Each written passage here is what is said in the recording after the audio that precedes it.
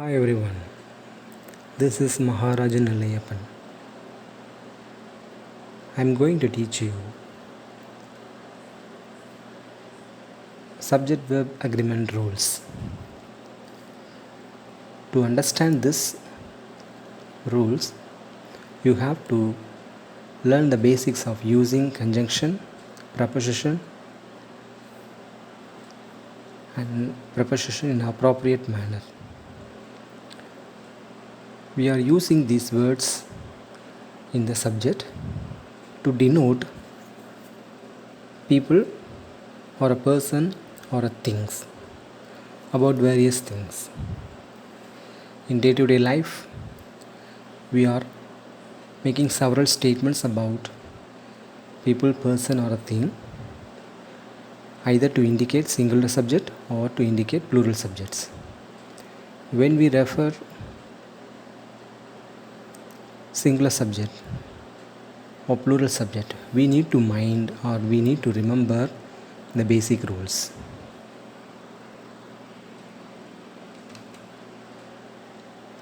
What are the basic rules? Singular subject takes singular verbs.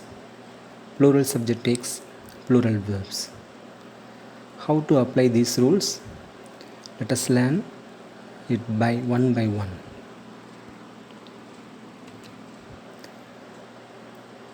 Singular subverb is used in the following instances. What are they?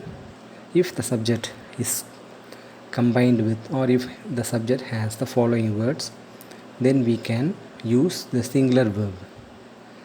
When we use it in the present tense or in the past tense, we can make use of the singular verb form. We all know that verb changes its form according to the subject and person. So when we make appropriate changes according to it, we need to be very careful, or we need to be very sure about the kind of subject that we are talking about. If the subject has either or, neither nor, as well as each, anyone, someone, then we have to use only singular verb. If when we combine two words with the help of a conjunction like and it refers to a singular thing, then we should use singular verb form only.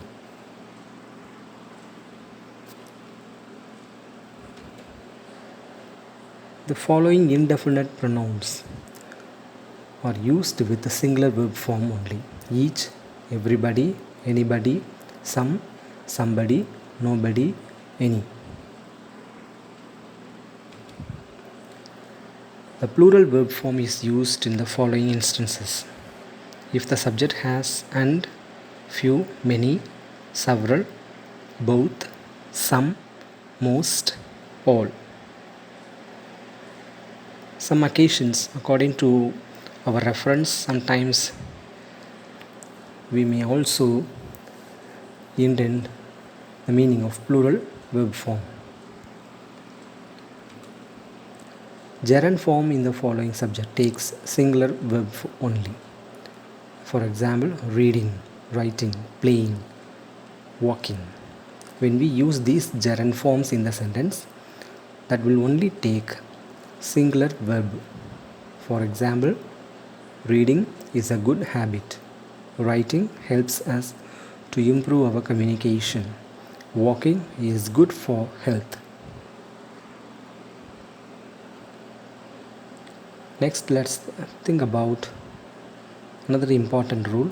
Whenever we mention about the title of books, novels, movies in the subject, that will only take singular verb. For example, The Wings of Fire is written by APJ Abdul Kalam. The book Data Structure is prescribed for technical students. The next important rule is we should apply the rules only with the subject, and other words or the phrases will not be considered. For example, the cricketer who plays county matches gets more confidence. In a sentence, if the subject has a number, always takes plural. A number of students have attended the training. In a sentence, if the subject has the number, always takes singular. The number of participants in the quiz is very less.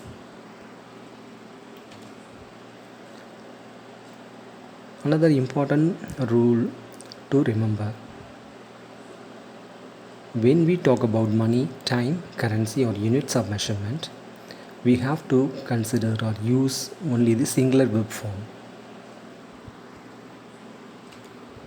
For example, 3 kilometers walk is good for our health.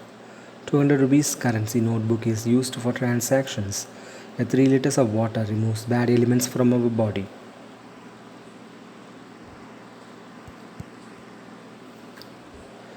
So, when we use all these basic rules to indent something or to refer a particular thing or to make any statement or to describe the things or to talk about anything, we have to remember it whenever we are using it in all the forms, especially in the declarative form or the assertive sentences.